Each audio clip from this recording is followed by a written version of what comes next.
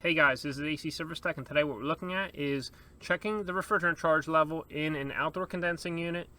So this is going to be in cooling mode, and the refrigerant that's inside the outdoor unit is MO99, otherwise known as R438A. We're going to be using the Fieldpiece digital manifold gauge set. This is a SMAN460, and the nice thing about using a gauge like this when checking a blend refrigerant is these blend refrigerants will typically have a temperature glide, and that means that you're going to have a different saturated temperature on the high side than you would on the low side in the evaporator coil. So it'll actually automatically calculate that for you. So when you're checking subcooling with the high side, it'll actually be able to give you the bubble that temp right here. And if you're checking superheat, it'll give you the dew temperature over at the evaporator coil, so that'll be the saturated temperature there. So if you notice, this is a higher pressure 145, yet you have a lower saturated temperature. This side right here has a lower pressure but a higher saturated temperature. That's because this side's calculating dew for the superheat and this side's calculating bubble for subcooling. The system is off and just about equalized, but we're going to go ahead and turn the system on and check the refrigerant charge level. This digital manifold gauge set, you can actually span right through and get whatever refrigerant that you're looking at on the system. On this digital manifold gauge set, you can actually select through about 45 different refrigerants, and we're going to leave it right over here on R438A. Since this system uses a thermostatic expansion valve at the inlet of the evaporator coil, we're going to be checking the refrigerant charge level with the subcooling along with the liquid line temperature. If the system had a fixed orifice such as this, like a piston chamber with a piston inside or capillary tubing, then we would check the refrigerant charge with superheat, which will be found over here. But since it has a TXV, we'll check it with subcooling, and we will just monitor the superheat to make sure that the TXV is doing its job properly.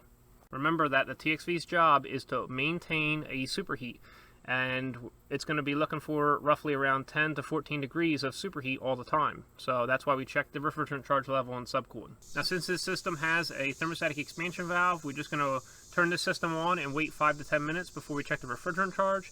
If we had to check superheat, then we would go ahead and wait a little bit longer in order to get accurate pressure and temperature readings. So you can see our vapor side right here is connected to our blue hose and coming over to here. So our low side is on the large line, blue hose, and our suction line temperature is right here. Our high side, which is found right here, has a red hose connected to the small liquid line, and then we're reading our pressure there. Our liquid line temperature is reading the temperature within 3 inches of the service valve. Now we're going to go ahead and turn the system on.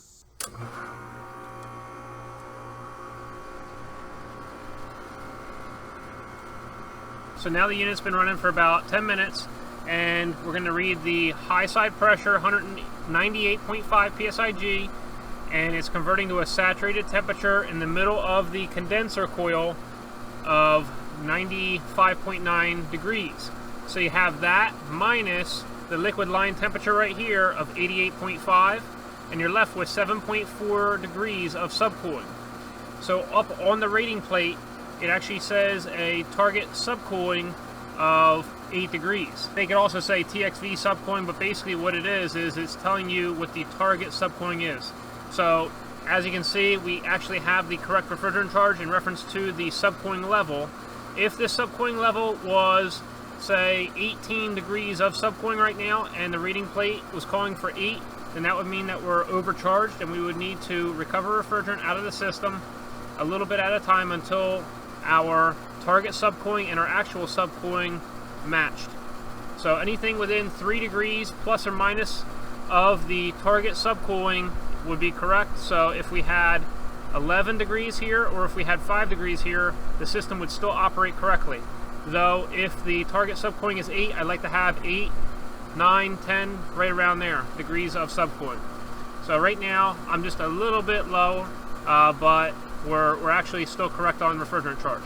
Now let's go ahead and look over at our vapor side. We have a vapor pressure of 64.6, and we have a vapor saturated temperature of 43 degrees in the middle of the evaporator coil. Over on the suction line right here, you see we read 53.5 degrees on the suction line minus 42.3, and we're left with an actual superheat of 11.5 degrees. Now the TXV's job is to maintain a superheat of 10 to 14 degrees, so it's doing a very good job of that right now. If it had low superheat, then that would mean that the TXV is stuck in the open position, and that would be dangerous for the compressor. If it had high superheat, then that could mean that you have some type of liquid line restriction, or just that the TXV is jammed in the closed position. But it's actually functioning correctly right now. You always want to make sure that you have a vapor saturated temperature above 32 degrees, and so you know, the vapor pressure and vapor sat temperature will be different day to day depending on the indoor wet bulb temperature, regardless of if you have a TXV or if you have a piston or orifice. So never try to set your pressure at a certain pressure all the time, or a certain vapor saturated temperature all the time. Don't do that. Always make sure to check the system if it has a TXV in subcooling, and if it has a piston or fixed orifice, such as a capillary tube, then check it in superheat. But that's how you do it. That's how you check a refrigerant charge. Before you disconnect, make sure that you put the liquid refrigerant back into the low side again. So you got to purge the air out of the hoses and disconnect your high side gauge, and then put that right back into the low side. If you're looking for a video on that, check out acservicetech connect disconnect procedure. It takes you step by step right through that whole process, and also leak checking the valve cores once you're all done to make sure that they reseat. If you're looking for the SMAN460 or the SMAN360, along with the refrigerant hoses I use out in the field, I have them all linked down in the description below. If you want to help support this HVACR training channel, click right here. If you want to subscribe, click right here. And if you're looking for another HVAC training video, click right here. Hope you enjoyed yourself, and we'll see you next time at AEC Service Tech channel.